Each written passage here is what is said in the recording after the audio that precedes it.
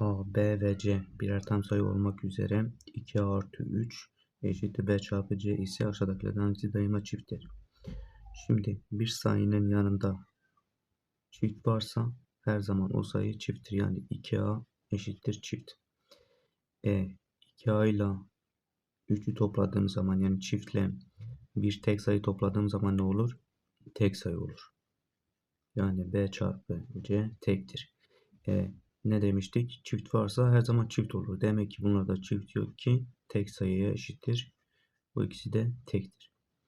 Yaştakilerden hangisi çifttir? B çarpı C tektir. Bulduk zaten. Bu gitti.